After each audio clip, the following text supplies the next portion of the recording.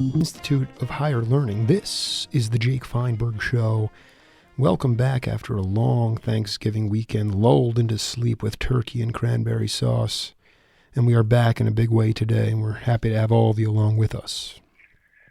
My guest today is an example of someone who was born in the right place at the right time. He was raised in San Francisco, and during his formative years, when arguably the greatest music cultivation was occurring, the core group of Brubeck, Desmond, Jader, and Granelli spawned a new era in melodic jazz, never removing the street element, but co-joining swing elements with Latin rhythms, bossa, and African percussion. At the same time, Santana's Latin rock escapade was burgeoning, as well as a bunch of mavericks who were acclimating themselves to this fertile hotbed of cross-music fertilization. My guest got sticks in his hands and became part of it all. The names read Bola Sete, Noel Jukes, John Hendricks, Dr. Denny Zeitlin, Jefferson Airplane, The Grateful Dead, the aforementioned Garibaldi, Benny Velarde, Eddie Duran, and countless other people and gigs at Jimbo's Bop City, the Both and the Jazz Workshop. So much to talk about today with legendary drummer Jerry Granelli. Welcome to the Jake Feinberg Show. Hi, Jay. How are you, man? How you feeling? Okay. Good. Happy post-Thanksgiving. I just hope you had a great time up there in Nova Scotia. What's the weather like up there right now? We're cold, man. It's cold. It's turned cold. I wanted to. You literally were a golden child, born in 1940, and That's right, man. What are your earliest memories? Not necessarily musically, but when you really started to see what the San Francisco, what was it like back in the 50s as a kid growing up? Well, the 40s. I grew up. I was born in the 40s, so I have a lot of memories. I remember the Tenderloin when the Tenderloin had music, and I remember Market Street when all those clubs had bands, because I went there with my dad, who was a part-time drummer, serious enough to made a living doing other things, but he loved the instrument. So I remember those Jimbo's Bop City, but Jimbo's 365 Club, the Italian Village, all these nightclubs. I grew up in those nightclubs and all those places, going to jam sessions with my dad. I remember Kezar Stadium with the 49ers with my uncle. I go back, man. Hey, I know you. And listen, that David Gans was in the upper deck of Kezar Stadium, making up lyrics for Robert Hunter. Right. The thing is, can you talk to my audience a little bit about, people, I know what a jam session is in 2012. What were jam sessions like, that 1 to 5, the breakfast sessions, the idea that you'd go into these jam sessions late, come out, people would be going to church, and you'd be going to bed? Yeah, well, there was, Julian Priester once said, it was so great because you could start playing on Friday night and not end till Monday night.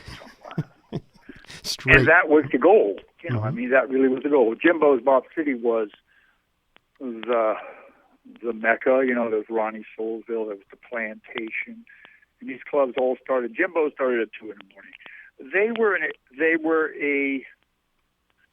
at their purest form. They were a place where you could go and play, and because you weren't getting paid, no one could tell you how to play. So it was a melting pot of what is jazz music. It was the education system. It was harsh, and there was a pecking order. You knew where you stood. When I first went to Bop City, I sat around till 6 in the morning, and I would play with the dregs of humanity, because that's basically the level I was playing at. That's the level I was playing at. I went to places like the Cuckoo Club on H Street when I was 13, and I would get a couple of beats in, and somebody would just take the sticks away. And that was harsh. But I didn't give up, and at its corrupted form, it was like anything else. But I prefer to remember it for the what it actually produced, and it was community. It was a real sense of community. You bring up the interviews. Go ahead. No, I was listening to one of the interviews the other day, and somebody was talking about Dick Burke. And Dick and I were in high school at the same time. So was another great drummer, Eddie Moore. And we were kids, and it was only Jimmy Lovelace and all these drummers, but there was only one guy going to get to play. But we were rooting for each other. There was a real community, of young musicians trying to cut each other's throat and try to be supportive too. I can't remember, Dick. I was thinking of Dick Burke because him and Eddie Henderson used to jump up by the windows to try to peek in to listen to all the music. When they were too young to get into Bop City. But I remember him telling me, I can't remember if it was Miles's band, but he had the guts to get up there and get on the kit, and then.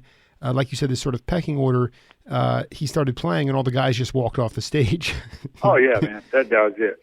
But I mean, I read somewhere where you were talking about, it wasn't just, you guys were as youth, Eddie Moore, the cousin of Merle Saunders, legendary Bay Area. Yeah. And Merle and Eddie Henderson, we're all about the same age, I guess. I was going to say, Black Hawk too. The thing is that, there was a pecking order, but I read somewhere you talking about that the love of those, the Titans, the older Titans, the Philly Joe Joneses, and how those guys, there weren't dumb questions. You might not be able to swing with them, but they certainly understood the idea of mentorship and passing that legacy on. Yeah, they would pay attention to you. And if you had a glimmer of hope and knew how to act, relatively cool, they would talk to you, man. Philly Joe, Philly Joe and I ended up having a friendship until he died, they were outlaws, completely outlaws, and their lifestyle was dangerous to mimic. But, we got to see them do it. You got to see them do it, and they would talk to you. They would give you a lesson of some sort of remark that you would then chew on. Dewey talked about his first lesson with Train, and Train just told him to practice. And Dewey couldn't figure out what that meant for a long time, But there was that kind of interaction because they all came to these after hours places and they would see you go, oh, that kid ain't bad, I'll talk to him. And all those guys were kind. You could hang around. They talked about the music and they hung out. It's different, but they were in town for 2 weeks. You know what I mean? Mm-hmm. Now, if I want to play 2 weeks, I'm going to play 12 places, unless I'm going to do a workshop, and then I'm not going to see many young people. But they were in town over that time. The music business. There is no music business anymore, but over that period of time, they stayed for 2 weeks, educated audiences, and they were around. So you could see them having lunch or something, It was different times. It was a golden time. It was a wonderful time to be a person who wanted to play this music, getting to see the periods from Dixieland to swing, from swing to bebop, and then where we went beyond that. I've talked to many guys who just, your name kept getting brought up. It was Dick or Noel Jukes or Bob Jones, and it was like this collective brotherhood you guys were. But no, I wanted to ask you, you talked about education. Who was it? I'm trying to get this understanding of, okay, we understand what's going on in the, whatever the music business is today. But back then, what was in place, or maybe what was not in place that made it so fluid, that allowed sort of this, just this melting pot of overlap and all this music you could see all the time live. It just seems to me like, I don't know if it was if politicians were involved, whether the mafia controlled some of these clubs. I'm still trying to get to the bottom of the. Oh man, well there was a lot of, I think it came out of the war, and San Francisco always had a very loose interpretation of the law. Yes, of course. where mayors were mayors because they let things happen. You know, the Fillmore district kind of happened. Everybody just turned the blind eye. I'm sure people got paid off. Everybody knew that there was booze and hookers at Jimbo's, you know, but it wasn't hurting anybody, and that was fine. And I'm sure some of it was the Tenderloin, but there was a feeling that this was part of the culture of the city, you know, music, and people going out to clubs, and it was you know, and hearing music. And I think San Franciscans had a certain pride in the fact that we had so many jazz clubs: the Black Hawk, Jazz Workshop, Basin Street East, Sugar Hill. That was just the big clubs. Mm-hmm. And then there was the North Beach, all the scene there. You know, I think there was a kind of cultural pride, and you know, the guys you talk about, Vince, and people who made a mark nationally, Dave and the quartet, and then you know, Pony Poindexter and a lot of other people. Sonny Stitt, yeah. Sonny, Mm-hmm. yeah, you know, Vernon Alley was a trailblazer. You know, I mean, you're talking about a time when there was segregated musicians union. You know, I grew up in a time when there was an African American union and a white union. You know, Curtis Lowe, all these guys who played jazz, but also played in commercial settings. You know, Buddy Heil, first big band I worked on. You know, you can't. I think, and there was no educational system to go study jazz music in schools. So, it was just on the streets, Mm-hmm. and I think it was, you know, paid a price for that, but also produced a lot of giants out of that system. And it was like a farm club system too, you know. Exactly. It was like a double A. Like you were a double A prospect, and eventually you'd get get a gig. Like Dick Burke gravitated to Billie Holiday, and you went, Giraldi. The I was getting the gig with Vince, and then then I met Carmen McRae. So people was like, oh, are you doing that? And I'm doing this, and Train could hear Pharaoh, and Pharaoh worked, and it made sense. It was that system, but that doesn't exist anymore. No, it can't. It's okay that it doesn't. I just it's not something that I wanted to ask you your opinion. I tend to think that these black only unions must have been really strong because those guys weren't going to take. I was just wondering who some of the leaders were because you come into town for 2 weeks, you have to have room and board. You have to be put. You play for audiences. You develop this camaraderie. I tend to think that sort of. Some people have said to me that black unions actually were a good thing. I was wondering what your take was on that. I don't know about that, but it was. I don't think that's ever a good thing, But a lot of those guys, they were fighting a battle to even be able to work in hotels. There weren't a lot of choices in that world. Right. Set up like that, the union. It just it had its certain areas that it protected. The jazz clubs wasn't one of them particularly. Did you? Yeah. No, I just think that sometimes, when you are forced to advocate for your own people, that's the strongest thing. It just maybe got watered down. I mean, again, you would know better than I. But the thing is that it was a vibrant scene. There were so many places to play, and you could be right there. Like Wes Montgomery's ash from his cigarette could be on your knee because it was just so visceral. It wasn't today where everything is so right in your it's so immediate right there. Boom, you can see it on YouTube. You can see it. Yeah, but that's different. That's just different than seeing it live. Absolutely. I don't think much transmissions happens from YouTube. Nothing spiritual, that's for sure. I don't think there's any kind of human transmission. I may be wrong, but I think there's another human transmission when something happens on a bandstand and you're there and you see it. That's another kind of situation, another kind of teaching. that may be nonverbal, you know, watching Philly Joe Player, watching Miles walk away from the bandstand and be at the bar, but never losing consciousness of the bandstand, being always a part of the music, was quite powerful when I understood it, you know.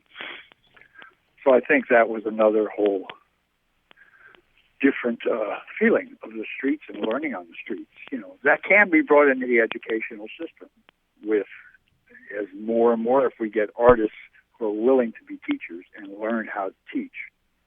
Just because you can play doesn't mean you can teach. In fact, some of the best players are not the best teachers. No, not necessarily. You see that in baseball a lot, where the best managers are often catchers, guys that maybe only hit 240, but they knew the game. You know, it's a different art form. That's right. There's more people who are interested in it and doing it now, and maybe that's one of its hopes, is that there are more people and that people will. This is a pet of mine because I've been teaching this music for a while, and when people start to look at changing the model of how we teach this music, you know, we went through a certain period of growth, and now maybe there's a chance other people starting to look at it and change how it's taught again, you know. And there is a way to work with it. I'm firmly convinced. You know, I have a lot of opinions about that, dude. No, and it's something to really explore. You combine the street nature of the music with the idea that you could go on, something like a jazz casual TV show for national education television, the kind of stuff that was effective because it would tease it out just enough where people could get a taste of it. And then they could say, wow, I want to see some of this stuff. Because to me, listen, the music is great. But one thing for me was the music is so spiritual. I'm not a musician. I had to actually reach into the record and pull you guys out because it's the person ultimately. You want to be able to be, as intimate as possible with the people that are playing. And, it's just the idea that you had these opportunities to, so it was sort of this music and these clubs and, it was sort of like you said in the most pure form. It was extremely organic and extremely fluid and you could play what you wanted, but then also there were journalists and people out there who advocated for that stuff. And nowadays, public radio, it's like, well, we're I've heard it from people, right in this town. It's like, well, there's no expansion of jazz radio. We're barely making it on classical music. And it's like, well, what do you expect? I mean, we're turning into a lot less, I just, for me, that would be a spark. And I'm curious about, I'm curious about Nova Scotia. Talk about the scene up there, and the kind of, do you do 12 gigs at 12 different places or is that something that? No. I play, the way the music world is now, hardly anybody plays where you live. Right. If you talk to anybody, they found good places to live, and then they fly out. Nova Scotia to me was a great place to live, and I love to come back off the road. I'm leaving on the road tomorrow night for Europe, so I'll come home and it's great, man. I have a great summer program here that I started where I'm able to bring all kinds of people in that wouldn't be accessed and work on creative music here. And Nova Scotia has a very strong musical folk tradition in Celtic music and country music, and a few isolated jazz people. But a lot of the people here are playing like some pretty strange music for a town this size, and a very strong indie rock scene, Mm-hmm. And a couple of little record companies. It's isolated, but it's kind of a pretty decent community. When I go other places and I see other communities in other cities. But I live here and I love it here. This is my home now, and I raised some of my kids here. So it's a good place to be, and a good place for me, partially because I can teach the way I would like to teach here. I taught in Berlin and I taught in Seattle. Both were great music programs. with faculties that were just off the hook, you know. Mm. Seattle was me, Peacock, Julian Priester, Jay Clayton. You know, just for starters. Yeah, that's pretty heavy. That's heavy stuff. That's you know, pretty good, you know. Yeah. And then Ralph Towner moved to town, and Wow. Brazil moved to town. Wow. And that scene began to take off, and you know, in Berlin was a fantastic school. That's there's some young European musicians where it's been transplanted, you know. So it's San Francisco I love, but I have another memory of it, you know. San Francisco, you know, was very hooked to New York. It had a very strong connection to New York, and I think San Francisco music is kind of unique in that way. And when you mentioned people like Noel and Fred Marshall, who's passed, Flip Nunez, who's passed. Oh my God, I'm obsessed with Flip. These guys were, Flip. If you go to anybody, hey, remember Nunez? They just go, oh man. You know, he was and again, I was, just for the record, I was born in in late 70s. I mean, I never experienced any of this stuff. I have Flip's records. He, pot marked face, kind of an intimidating looking guy, but the sweetest guy in the world, learned by ear, and just could rip. There's an album out there that I need to find. Is John Hendricks Live at the Trident. I think that's me and Flip and Noel. Ooh, boy, I'm looking at that. I'm like, and I called Noel and I said, he's got to dig up some tapes of that jazz ensemble. You were in that jazz ensemble. Yeah, there are those tapes. Somebody sent me some. I got an engineer here in town who's a master. So we're gonna get we want to. Noel's gonna get on that. But I want it. This is ultimately. A lot of people say, well, what do you Denny? I talked to Denny Zeitlin last week, and he's like, Jake, what are you doing with these interviews? And I said, it's like, can't I just live in the moment? Can't I just marinate in it? And the truth is that ultimately it might turn into a book. And what I want to ask you about, because it seems fitting to me, is this idea in the 50s. Again, I brought it up at the beginning of the show. You had Brubeck, Desmond, Jader, and Vince Guaraldi. Can you talk, not necessarily specifically about each of them, but what they did as far as how their significance to the Bay Area music scene? I think they became national. I think that's the biggest thing they did. You mentioned those people. They weren't my primary influences at that time. I was more interested in Curtis Lowe and Pony and other Bob City scene, and Vince was definitely on that scene, and Cal too, but they became national acts. They became world-renowned acts, which drew attention to the music. San Francisco, to me, always had a certain poverty mentality, right? If you wanted to make it, you left town and came back. Mm-hmm. You look at John Handy, right? Mm-hmm. John went to New York, came back, and John's a hero. He was just as big a hero when he was there, right? Or Dewey, or me, or anybody, San Francisco always had this thing, but those guys proved that you could do your music. I think about those guys, good, bad, or indifferent. I'm not going to judge their music. They had individual voices that they used, and they got national and worldwide attention with that. And I think that was really helpful to San Francisco. You know what I mean? And in the early '60s, which when Flip, and Fred, me, Noel, and Tom Harrell was around for a little bit, started playing freer music. Sure. Coming out of that. And then Denny came along and moved to San Francisco, and Charlie Hayden was here. And the trio with Denny and Charlie and I, got national attention.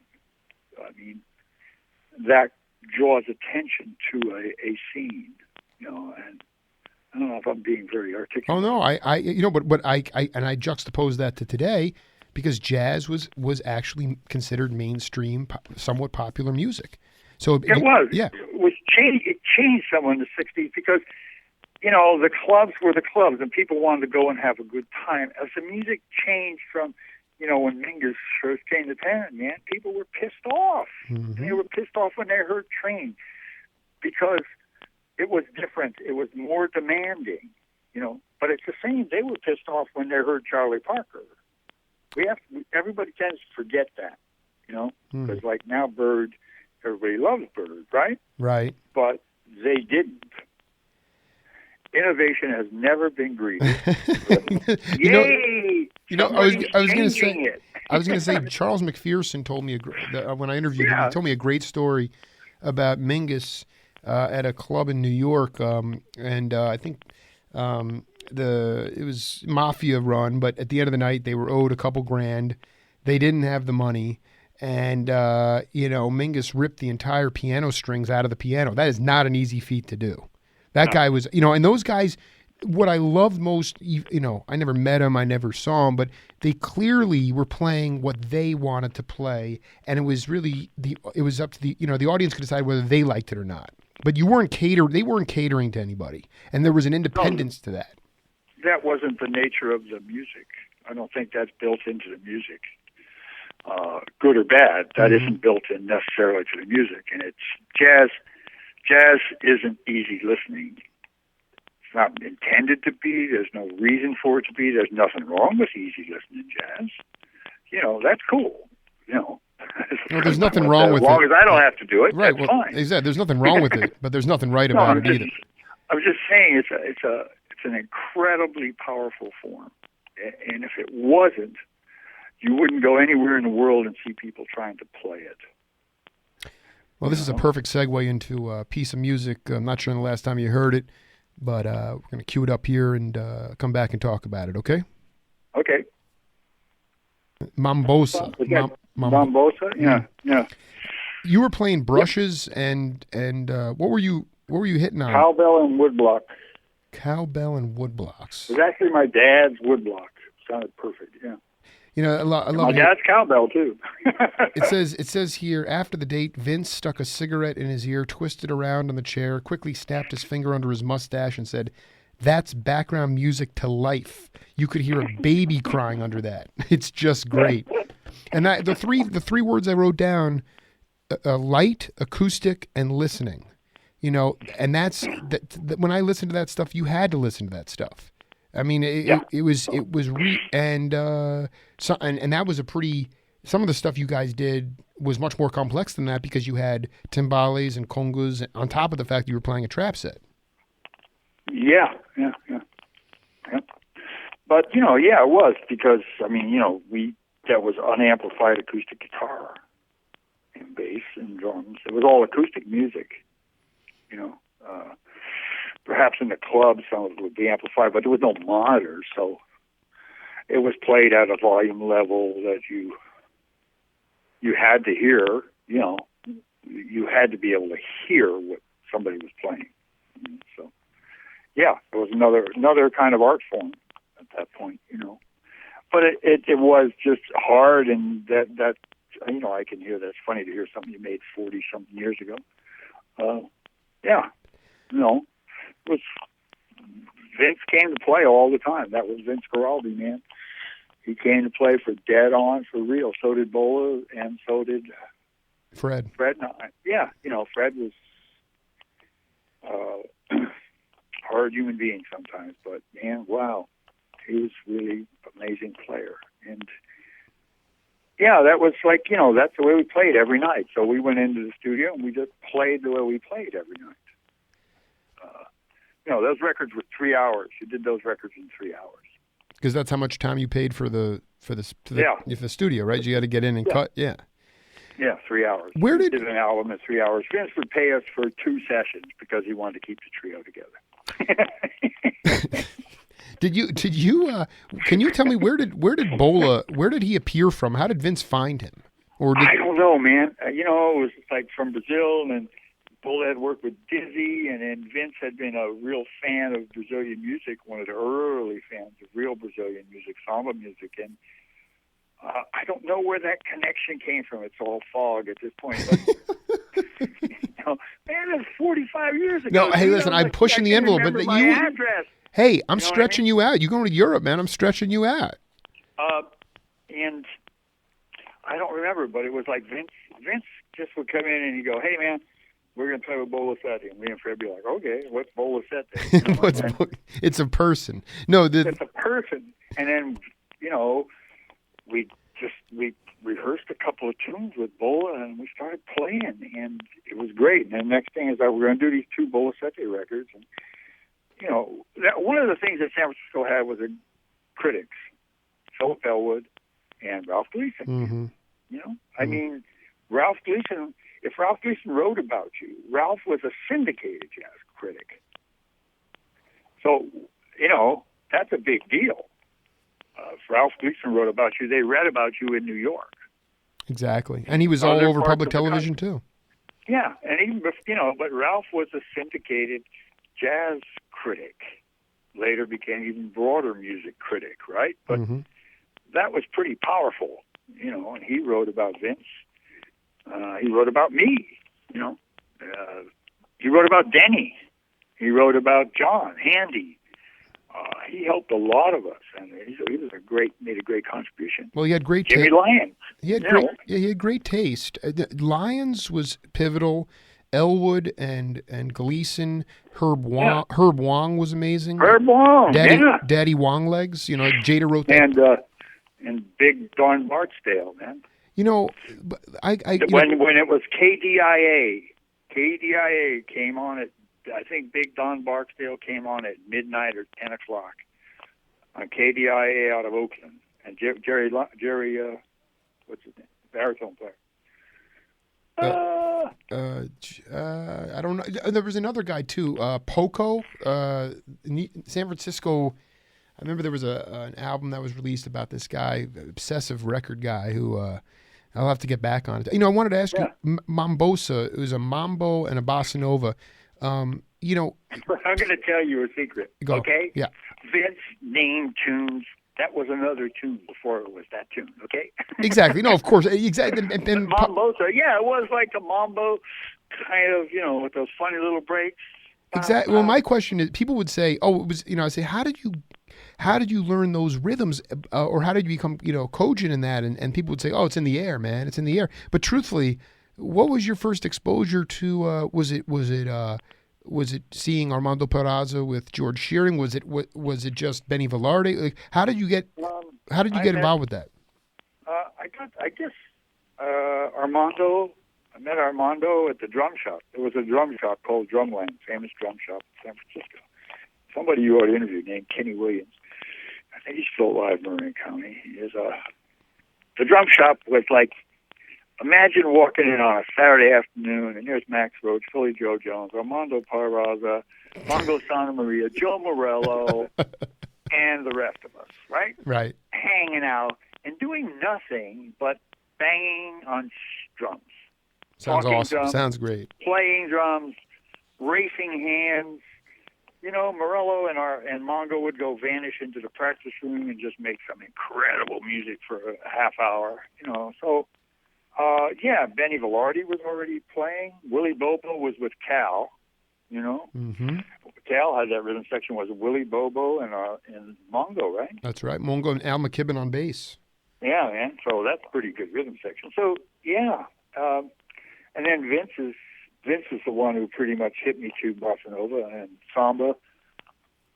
And Vince would write these tunes, and we'd come in as a trio, and we'd just play them for a while and learn them and figure out the parts for the heads, and then go on and improvise on them night after night. Well, it wasn't out of the ordinary. I picked up a bootleg. The audio is a little bit scrappy, but there's a 1972 outdoor jam session somewhere in the North Bay area, and it's Vince and Carlos Santana jamming a 21-minute funk jam. It's like the crossover of music. So that's really the next thing. This segues perfectly into the next evolution of Jerry Granelli, is that it turns out that you spent quite a bit of time with going on tour with some bands that I'm quite fond of, including the Grateful Dead. We went on this European tour. I'm curious, when did you actually meet Bill Kreutzmann? Oh, Bill, I met him somewhere in 70, I guess, 69. There was a club called the Haight Levels on Haight Street. And, there was a club called the Matrix. And me and Fred and Noel Fred invented this instrument called the megatar, which is an electronic instrument, and it sounded like 10 guitars, 8-stringed instrument. And Noel was playing just as weird as possible, although he probably denies it sometimes. Yes, right.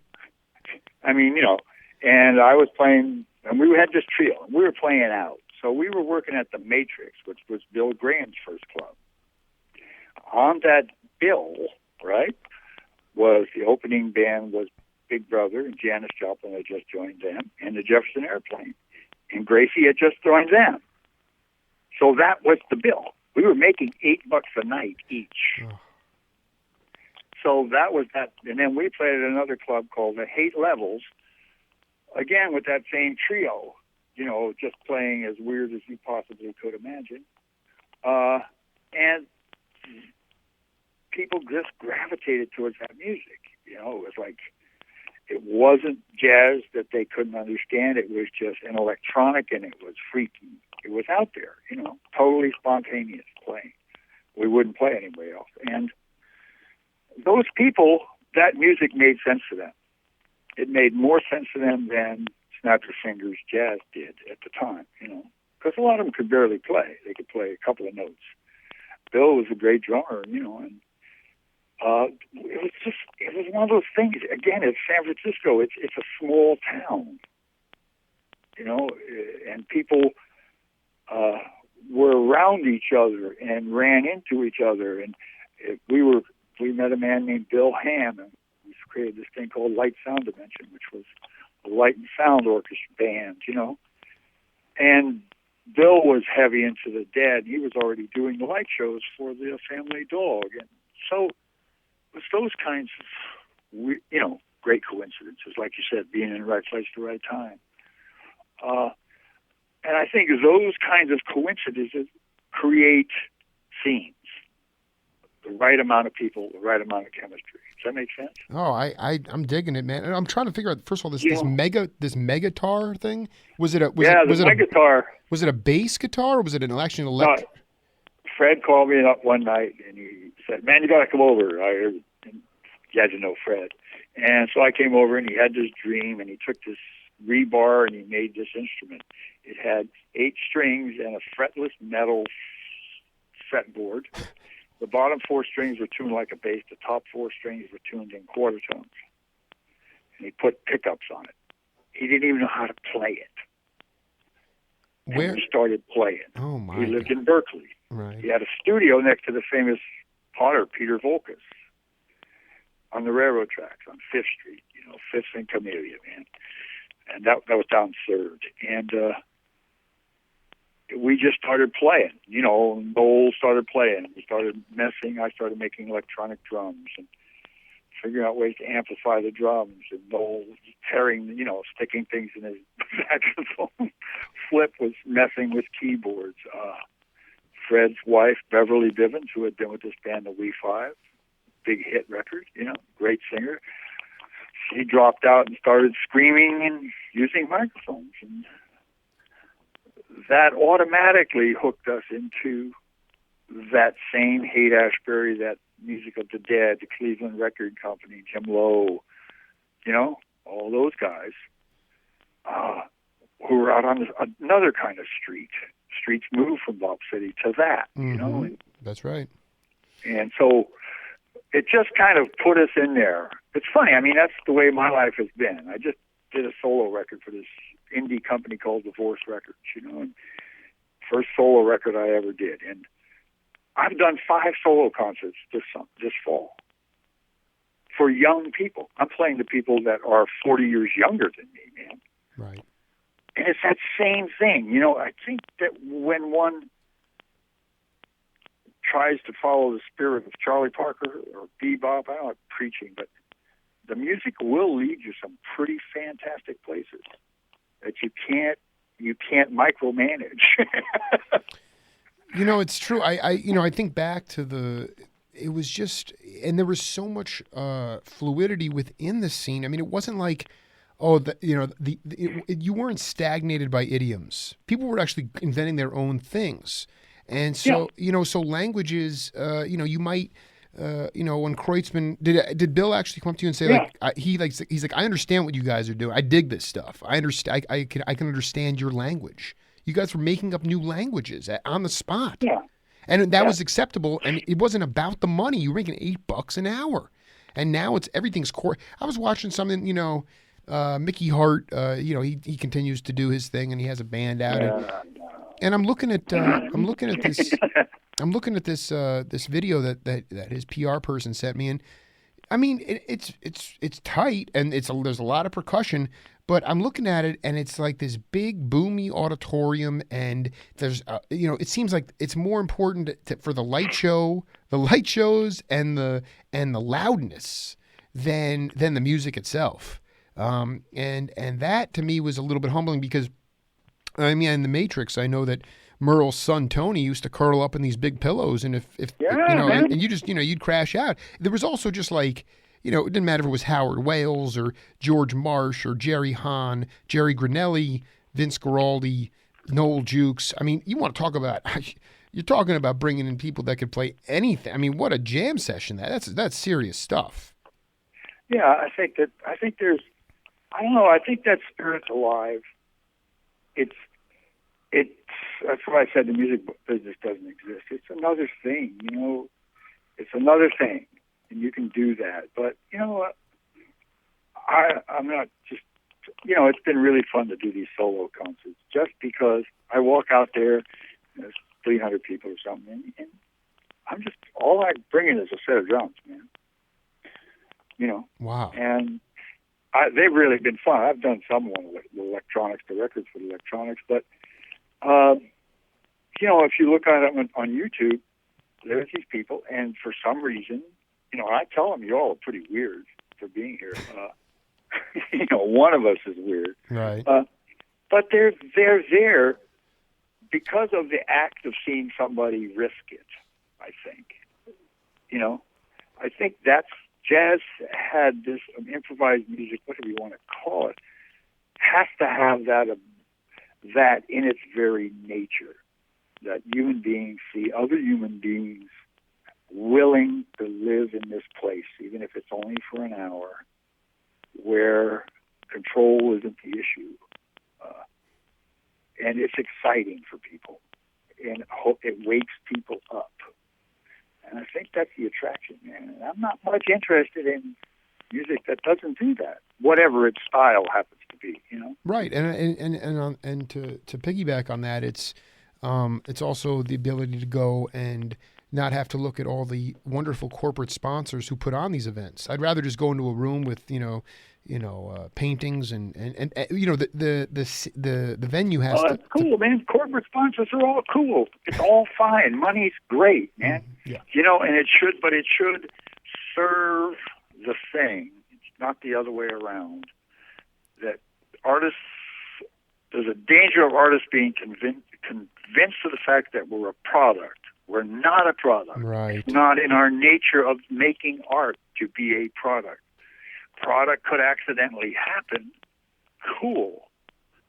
But, if you're a product, you're going to be in for a lot of pain as an artist because sometimes your product's going to be popular and sometimes it isn't. Do you quit or do you make it?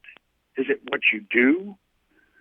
Or, if it was about fame, man, I'd have quit a long time ago, Sure, I've had some, and then I haven't had some, but I'm still intrigued by the process. Yeah, absolutely. I think that it has to. I agree with you.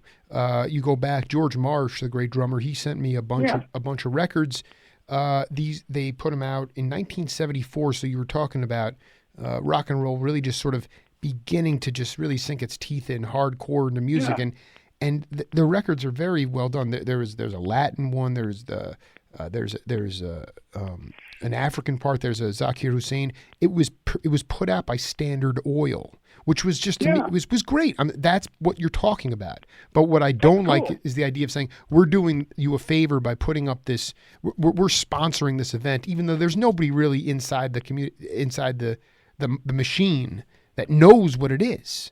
So it just comes it comes across as very you even walk into, I mean, I was a big sports fan before, I did baseball on the radio for a long time. I did minor league baseball, and I said I was always trying to figure out why was it that I walked into the old Tiger Stadium and I loved it so much, but I walk into the new one and it's so sterile. And I realized it's because it has been there's no soul left. When you take that soul out, then it becomes completely sterile. And that is very upsetting. And of course, you lived through. I like going back to you guys because you guys were marinating in this soul. And it didn't bother. You actually thrived on this stuff. And like you said, yeah, but that became a trap too. You see, what's interesting is jazz didn't want to let go of booze. So kids started going someplace. We let go of a lot of young audiences.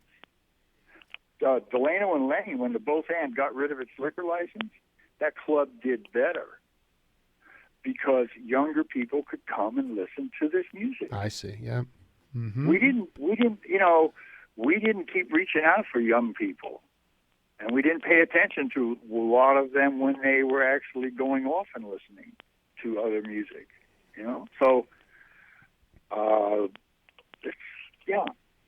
And then also the need for with the lack of or the shrinking of independent labels, people started saying, "Oh, we just need to play the Rodgers and Hammerstein songbook. We can't experiment because it's not going to make any money." Unlike the track of music we're about to hear right now, which was from 1979.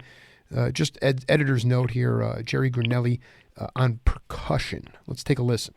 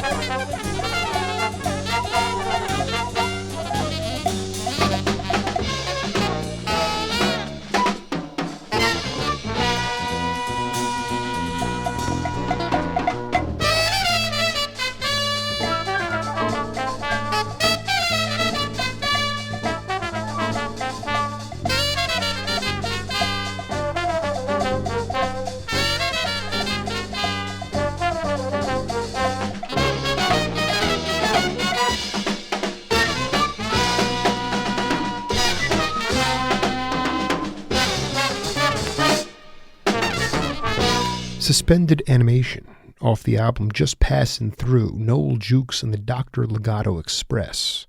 What a great track. I have to run from you, I'm sorry to say. I'm in the middle of I'm acting in a movie. You're another, just like Putter Smith, an actor. Well, okay, yeah, Sorry. you go and listen, it's been a riveting hour, and we'll pick it up real soon again, Jerry. So. Yeah, please. All right, brother. Okay, Happy holidays, man. Good work. Keep doing what you're doing, man. You got it, brother. This is the Jake Feinberg Show, and we'll see you all next week.